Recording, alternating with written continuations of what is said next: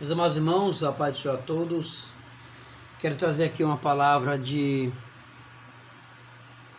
reflexão, né? Palavra pequena, palavra curta, mas eu gostaria que os irmãos entendessem e me ajudassem, né? Compartilhando, comentando e falando das suas experiências quando vocês assistem os nossos vídeos, tá bom? Que Deus abençoe, compartilhe aos outros, curta, que isso nos ajudará. Quero ler em Romanos capítulo 8, aliás, 1 Coríntios capítulo 8, verso 1 por diante. Quero fazer aqui um estudo rápido sobre esse texto. Eu quero ler dessa vez na Bíblia BKJ, uma Bíblia maravilhosa aqui da King James, da BV Books.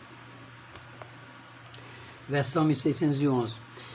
Capítulo 8, versículo 1 da primeira carta de Paulo aos Coríntios.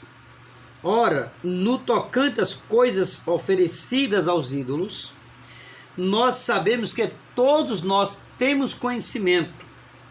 O conhecimento envaidece, mas a caridade, ela edifica. Meus amados irmãos, Paulo ele foi enfático quando ele disse que nós sabemos que todos temos conhecimento. Conhecimento aqui no original é gnosis, né? A palavra grega gnosis, Paulo usa aqui de uma forma maravilhosa, de uma forma positiva. Os irmãos sabem, os conhecedores das escrituras sabem, que gnosis significa conhecimento. E os coríntios, eles ficavam num pedestal achando que eram conhecedores das escrituras, e por isso Paulo disse que o conhecimento envaidece, ou ensoberbece, exalta, né? Então, o conhecimento, qualquer pessoa que tem conhecimento de Deus, conhecimento de Cristo, conhecimento das escrituras, elas podem dizer que tem gnosis, que há conhecimento das causas de Deus a respeito de Jesus ou da própria palavra de Deus. Mas aqui os cristãos mais fortes, entre aspas, de Coríntios, achavam-se que eram conhecedores, achavam que tinham gnosis, que esse gnosis, né, ou essa gnose, trazia para ele algo subepujante, né, ou seja, algo esplendoroso. Só que na verdade não, porque esse conhecimento dos gnoses era um conhecimento destrutivo, que o próprio Paulo ele usa aqui na Bíblia BKJ, envaidece. Eles ficavam vaidosos, achando que era o tal. Paulo manda que nós sejamos, nos consideremos, na verdade, inferior aos demais. Esses coríntios se consideravam superiores. Então, a gnose desses homens aqui eram gnoses que os coríntios tinham, que diziam visar, tinham um conhecimento acerca de Deus, um conhecimento acerca de Jesus, que era destrutivo, porque eles eram vaidosos, se achavam mais superiores que os outros, e não faziam o que a Bíblia estava relatando. Paulo diz que nós temos que considerar inferior aos demais, e não superior. Então Paulo, para rebater esse conceito, Paulo diz assim, Paulo junta aqui essa gnosis, Paulo junta aqui como é que eu posso falar? Essa incisiva, Paulo junta essa palavra para mostrar que não somente os coríntios tinham conhecimento, mas que Paulo também tinha conhecimento. Paulo diz, olha, nós sabemos que todos nós temos conhecimento. Então Paulo, com habilidade, insere o termo todos com entre aspas todos, junto com a asserção incisiva acerca da gnosis, de conhecimento. Então ele usa aqui todos entre aspas, todos sabemos que temos conhecimento. Então ele usa aqui uma forma de linguagem para mostrar para os coríntios que eles também tinham conhecimento. Porém, o conhecimento de Deus, o conhecimento de Cristo, gera amor, não gera destruição, como estava gerando o conhecimento dos coríntios. Coríntios estava causando problema, achando que eles eram superiores, o conhecimento deles era maior que o dos outros. E Paulo disse, não, todos nós temos conhecimento, porém, o conhecimento de vocês são destrutivo, o conhecimento que temos é construtivo. Veja o versículo 2.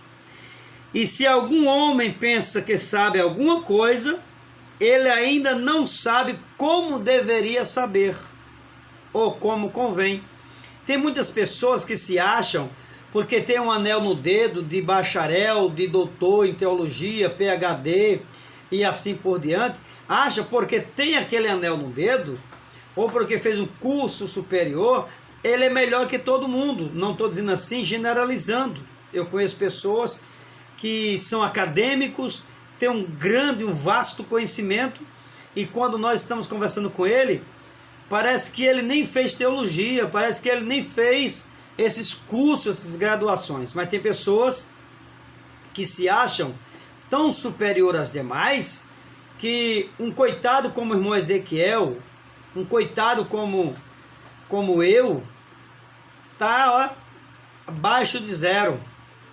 Então, meus queridos irmãos, me perdoe aí pela forma, mas para muitos conhecedores, a gente não vale nada. Veja meus vídeos na internet, as pessoas não dão valor a quem não sabe de nada. Agora, pessoas falam besteiras, eu vejo na internet, aí no Instagram, no Facebook, pessoas falando bobagem, falando um monte de asneira, um monte de aberrações, tem 1.000, 2.000, 50.000 curtidas, tem comentários aí que os caras falam que é excelente, que é bom, nada, conhecimento zero, só heresia, só falácia, mas essas pessoas têm um grande número de plateia. Eu não estou aqui para atrair plateia, mas estou aqui para mostrar a palavra de Deus verdadeiramente como ela é, na sua essência. Então, outra coisa interessante, o versículo 3 diz, mas se algum homem ama a Deus, esse é conhecido por ele, ou conhecido dele. É como se os coríntios se achavam tão inteligentes, tão sábios, que atraíam conhecimento para si de uma forma superior, que os outros não tinham o conhecimento que eles tinham, porém destruía. E se nós lermos essa palavra aqui, assim no versículo 3, 4, no que diz respeito ao comer de coisas sacrificadas a ídolos, nós sabemos que o ídolo não é nada, e que não há outro Deus, somente um. Então as pessoas estavam questionando se podia ou não comer aquilo ou aquilo outro.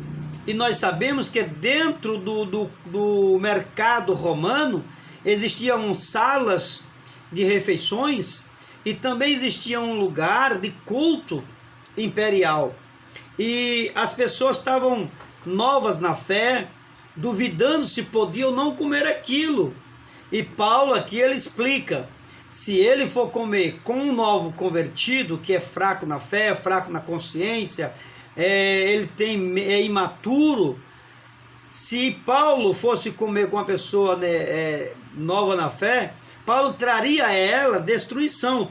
O texto aqui, tanto quanto em Romanos 14, 15, fala no original destruição, destruir.